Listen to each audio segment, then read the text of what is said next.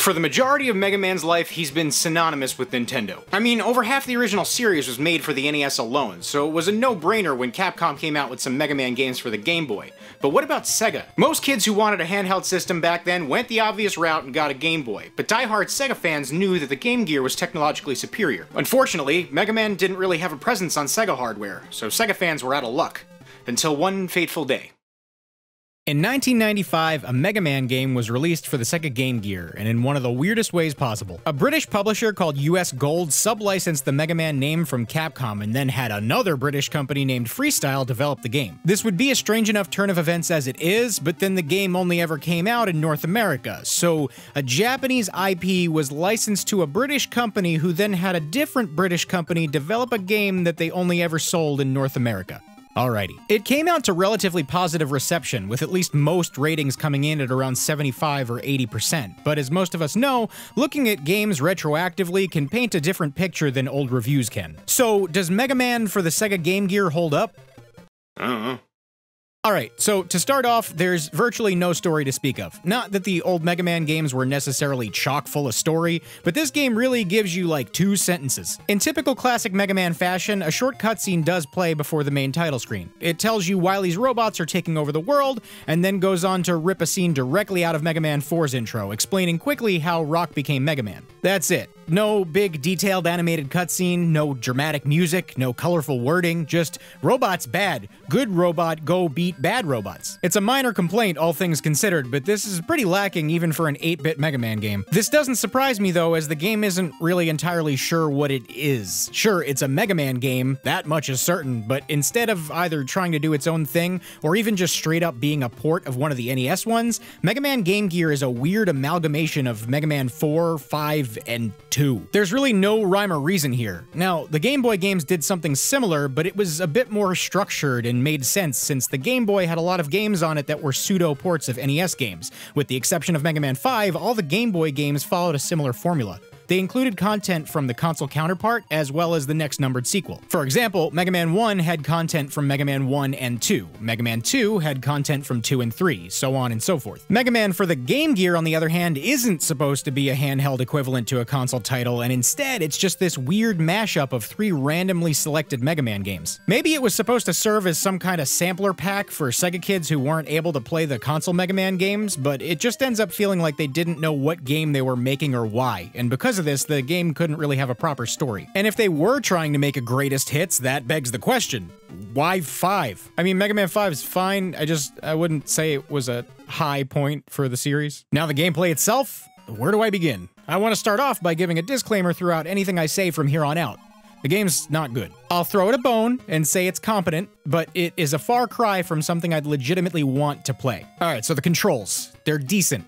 Anyone who plays Mega Man games knows that it's a series that demands precision. Controls need to be very tight and very responsive, and I will tip my hat to Freestyle Software and say that they did a relatively okay job replicating the controls. There are a few spots where I felt like I didn't have as much control as I would if I was playing one of the NES games, but for the most part, Mega Man responds how he should. Controls really don't feel laggy at all, and everything feels mostly how it should. The only real drawback, I'd say, is that you can only fire 2 shots from your buster at a time. You can, however, charge your buster shot, but for whatever reason, this didn't occur to me until I was at the end of the game, basically, so oops. Aesthetically, everything looks pretty good as well. For the most part, it looks like the NES games, albeit with a little more color. Pixel art seems relatively spot on, and everything looks pretty good. The stages themselves are all mapped out how they should be, at least I'm pretty sure they are. They sure feel the same as their console equivalents, but, I can't exactly see the whole screen at any given time. This is the game's major drawback. There's a couple others, one that's pretty incredibly bad in its own right, but I'll get to that in a bit. See, like many other Game Gear games, especially Game Gear ports of Master System games, Mega Man suffers very,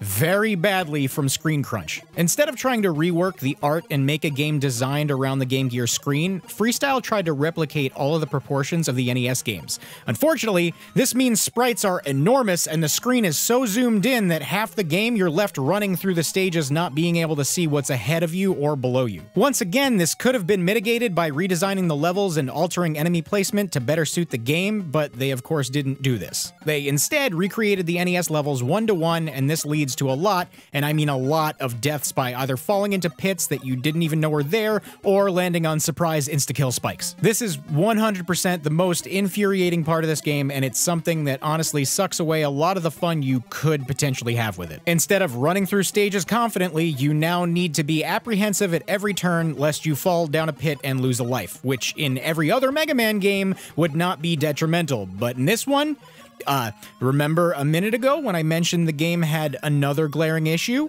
Well, Mega Man Game Gear does not have continues. When you get a game over, it really is game over, and you get booted back to the title screen. Now, like the other Mega Man games, there is a grid-based password system, but there's two problems with this. For one, it doesn't account for any E-tanks you may have gathered, and the password only works in regards to checkpoints from beating the first 4 Robot Masters. And after the first 4, there's 2 more Robot Master stages that serve as Wily stages, as well as another Wily stage, which is just Quickman stage from Mega Man 2. So basically, the password system only lets you continue from halfway through the game, and with it also not recording your number of collected E-tanks, you can't even go back to previous stages to grab some. Good thing they put Quickman stage at the end of the fucking game! Luckily, aside from the cheap deaths caused by literal bad design, the game itself is not all that hard, but there sure is a heightened feeling of anxiety knowing that at any point in time, your playthrough can go awry and you'll have to start over. There were quite a few times I really thought that I was not going to be able to finish this game for the video, just for the sole reason of knowing that a couple cheap deaths could result in multiple hours of me needing to redo a bunch of stuff I've already done over and over. Seriously, like halfway through the game, I was like, maybe I'll do a different video. Fortunately, with the exception of that final panic-inducing recreation of the laser beams in Quickman stage, the final stretch of Wily levels are honestly pretty easy. Now, I was playing on normal mode and not hard mode, not sure how that would go, and I wasn't trying to find out, but Waveman stage isn't too difficult, and I know Mega Man 4 like the back of my hand, so Toadman stage was a walk in the park. It seems the difficulty of the Robot Masters has also been turned down substantially, and they can almost all be easily dodged or exploited.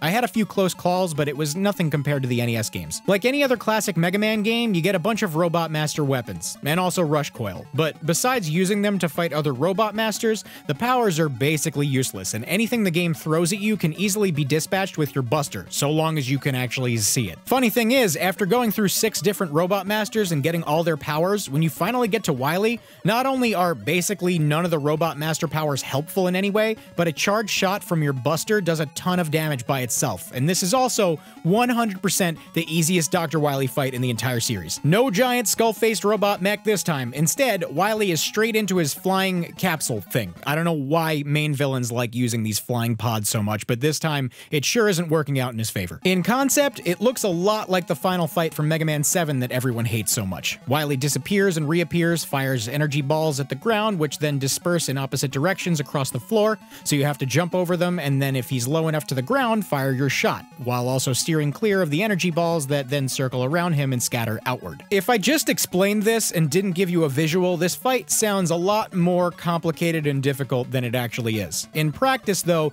you pretty much just need to stand in the corner of the screen and bide your time until he's low enough to fire a Buster shot off at him. You do still have to dodge his attacks, but they're slow and easy to avoid. The only other way you'll ever get hurt is if he spawns too close to you, and even then, the amount of damage you deal to him in one shot versus how much damage you'll actually take makes this fight a complete joke. Now that I think about it, the entirety of this game's difficulty really does come from the screen crunch, lack of continues, and basically nothing else. Almost any time you die in this game, it's not from the fact that you didn't play good enough, but rather, you weren't allowed to know how to play good enough. I only ever did get one game over, and it was all the way at the beginning of the game when I first played Starman stage. Despite only ever getting a game over once, it was a constant fear I had throughout my playthrough, and this is a detail I never really thought about before. See, my time with this game wasn't ruined because I had to restart it a bunch of times or that I got really far and lost all my progress. Instead, the constant looming fear of that happening to me sucked me right out of any immersion or enjoyment I could have maybe salvaged from this very flawed game. Make no mistake, at its core, this game definitely is still Mega Man. I mean, it wasn't totally broken and janky, and a lot of the elements of what make a Mega Man game are there,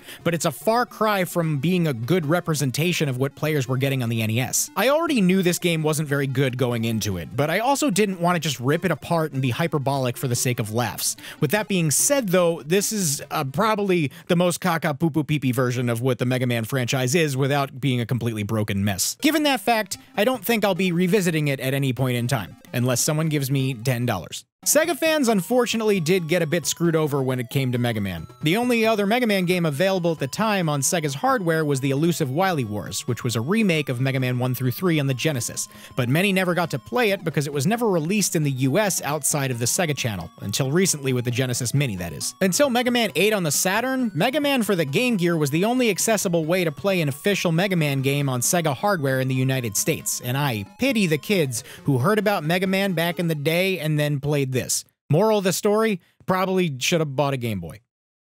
Hey, thanks for watching the video. If you liked it and want to see more, there's a couple other videos right there you can check out. And if you want to see everything I upload, subscribe and then tap the bell icon. And if you want to help support the channel, I have a Patreon right there too.